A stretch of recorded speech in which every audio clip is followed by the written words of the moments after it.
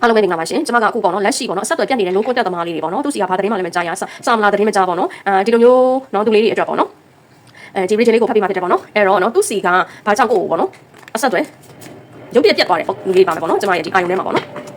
အဆက်အသွယ်ရုပ်ပြက်ပြတ်သွားတဲ့လူလေးပါမယ်သူကကိုခိုင်းဆက်သွယ်နေကြပေါ့နော်အဆက်အသွယ်မလုပ်တော့တာပေါ့နော်အဆက်အသွယ်မလုပ်တော့တာဘာကြောင့်လဲကြာပြီပေါ့နော်အဆက်အသွယ်မလုပ်တာကြာပြီလုပ်နေကြနော်ဒီအချိန်တိုင်းတာပို့ပြီးတော်တော်လေးကြာနေပြီပေါ့နော်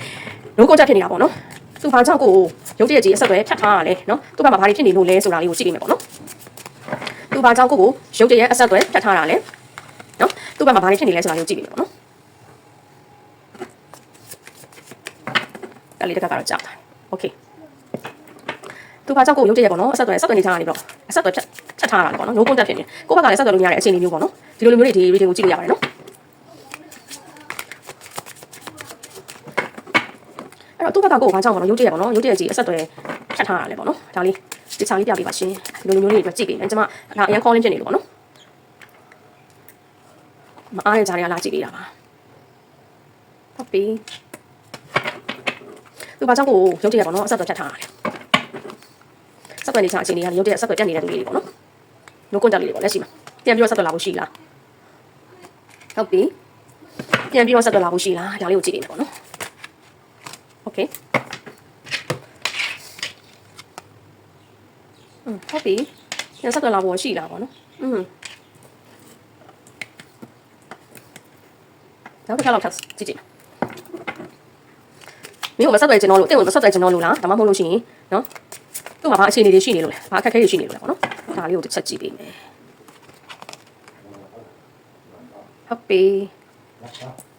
โอเคနော်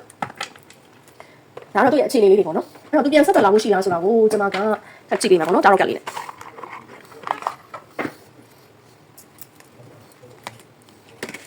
သူပြန်ပြီးတော့ဆက်သွယ်လာဖို့ရှိလားပေါ့နော်ဒါလေးကိုကြည့်ပေးမယ်ကျွန်မဒါတော့သူ့ရဲ့လက်ရှိအခြေအနေနေထားလေးပေါ့နော်သူပြန်ပြီးတော့ဆက်သွယ်လာဖို့ရှိလားဒါတော့ကက်နဲ့ပဲကြည့်ပါစေလိမ့်မယ်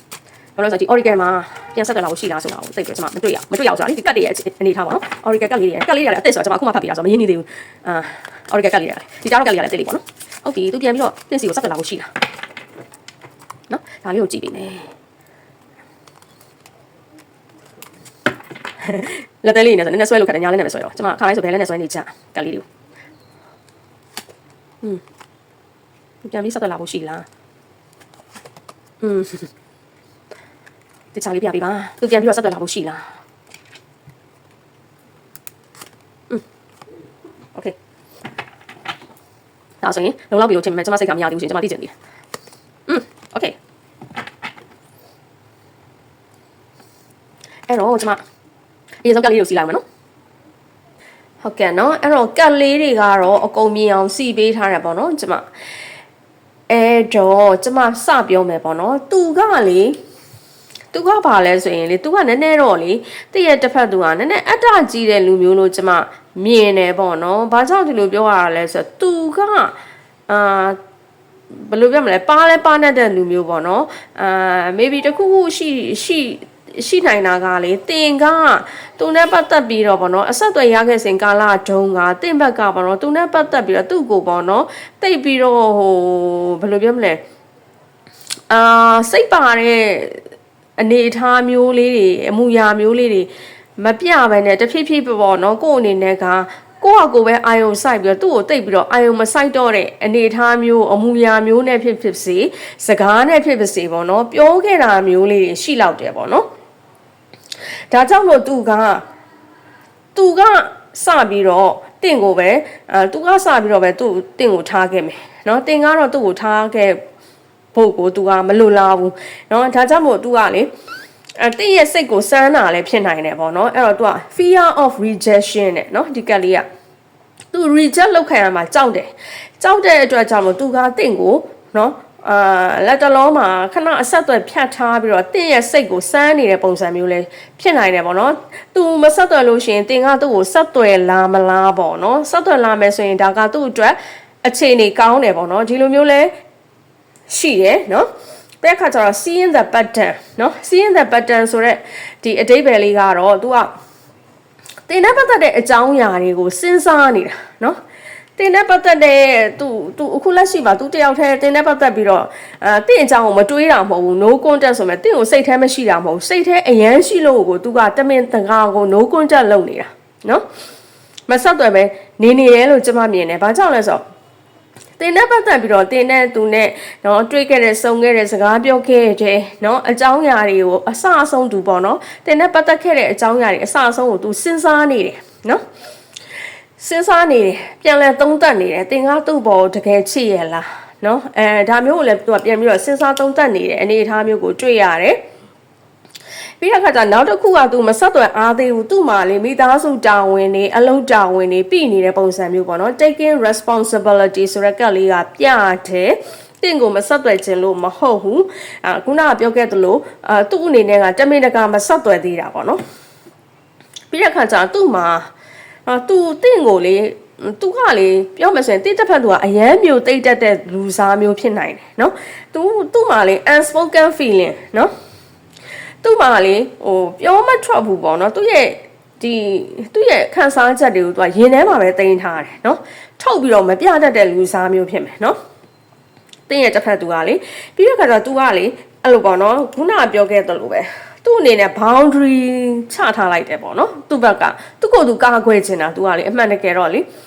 သူ့ကိုယ်သူအထီးကိုက်မခံချင်ဘူးသူ့ကိုယ်သူကာကွယ်ချင်တယ်တင့်ကိုမချစ်လို့မဟုတ်ဘူးတင်ကသူ့ကိုထားခဲ့မှကြောက်တဲ့အတွက်သူကသူ့အနေနဲ့ boundary လေးသတ်မှတ်ပြီးတော့နော်တကယ်လို့ပေါ့နော်တင်ကသူ့ဘက်ကတင်ကိုမဆက်သွယ်တာကြရင်တင်ကများသူ့ကိုပြန်ပြီးတော့ဆက်သွယ်လာမလားဆိုပြီးတော့ boundary လေးချပြီးတော့သူဆက်သွယ်လာရင်တော့ငါအတွက်ပေါ့နော်အခြေအနေကောင်းတယ်သူတင်ဘက်ကပေါ့နော်သူ့ကိုဆက်သွယ်လာရဲဆိုရင် तू စဉ်းစားလိမ့်မယ်။तू ဆက်သွယ်လာရဲဆိုရင်တော့ငါအတွက်က तू ကသူ့ရင်ထဲမှာငါရှိသေးတယ်ဆိုတော့तू စမ်းစစ်ချင်နေတာပေါ့နော်ဒါကြောင့်မို့ तू boundary ချထားတာမဆက်သွယ်သေးဘူးပေါ့နော်ပြီးတဲ့ခါကျတော့နော်နော်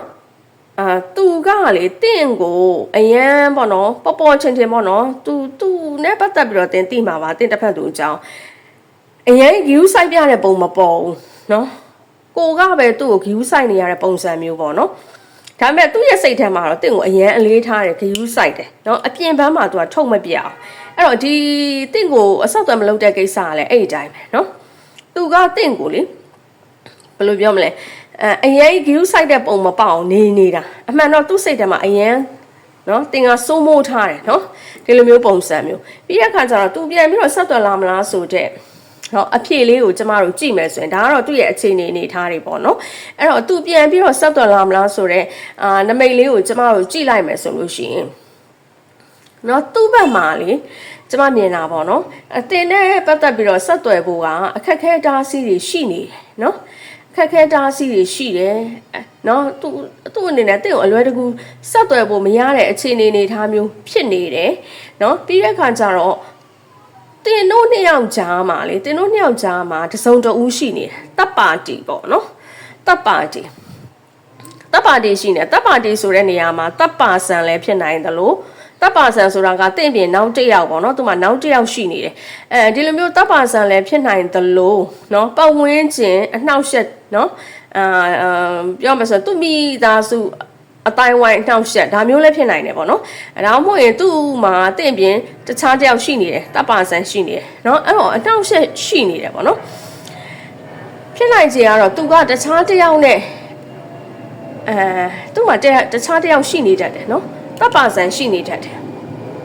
နော်တင့်ပြင်နောက်တစ်ယောက်ရွေးချက်စရာရှိနေတတ်တယ်ဒါပေမဲ့လို့သူကနော်ဒီတပ်ပါဆန်တွေကသူကလေမလွဲမရှောင်တာတဲ့အခြေအနေတွေကြောင့်သာပတ်သက်နေတဲ့ပုံစံမျိုးရုံထွက်လို့မရလို့သာပတ်သက်နေတဲ့ပုံစံမျိုးဒါမျိုးမြင်နေပေါ့နော်သူ့မှာအဲ့လိုမျိုးပေါ့နော်တင်နဲ့ပတ်သက်ပြီးတော့ရှင်ပြီးတော့ရွေးစရာလဲရှိနေတယ်ပေါ့နော်တစုံတယောက်ဒါမျိုးတွေ့ရတယ်အဲ့တော့ तू ကပြန်ပြီးဆက်သွယ်လာမလားဆိုတော့ကျင်းသေးပေါက်တင်းစီကိုပြန်ပြီးတော့ဆက်သွယ်လာလိမ့်မယ်နော်အဲ့တော့ Ten of Pentacles နော် The Sun Card တို့ရဲ့နမိတ်ကအရန်ကောင်းတယ်ပေါ့နော်အဲ့တော့တင်တဲ့သူနဲ့ရေစက်ကန်ကြံသေးတယ်ဖူးစာကန်တီပါတယ်နော် The Sun Card ရဲ့နမိတ်အရာတင်းစီကို तू ကတကယ်နော်တကယ်ကိုပေါ့နော်ကျင်းသေးပေါက်ကိုပြန်ပြီးတော့ဆက်သွယ်လာမှာဖြစ်တယ်နော်ပြန်ပြီးတော့ဆက်သွယ်လာလိမ့်မယ်နော် အဲ့တော့ဘယ်ချိန်မှာသူနဲ့ပြန်ပြီးတော့အဆက်အသွယ်ရမလဲဆိုရင်เนาะမြန်မယ်ဆိုရင်တော့တပတ်အတွင်းပေါ့နော်သူစီကတင့်ကိုပြန်ပြီးတော့ဆက်သွယ်လာပါလိမ့်မယ်ကြာမယ်ဆိုရင်တော့10ရက်ပေါ့နော်ဒီထက်ပိုပြီးကြာမယ်ဆိုရင်တော့ရက်80အတွင်းပေါ့နော်ဆက်သွယ်လာဖို့ရှိပါတယ်ရှင်နော်ဟုတ်ကဲ့ပါနော်အားလုံးပဲဒီ reading လေးကိုချိန်နဲ့နှစ်သက်ကြလိမ့်မယ်လို့မျှော်လင့်ပါတယ်ရှင်အားလုံးပဲเนาะချစ်တဲ့သူထံကအဆက်အသွယ်အမြန်ဆုံးပြန်လည်ရရှိနိုင်ပါစေရှင်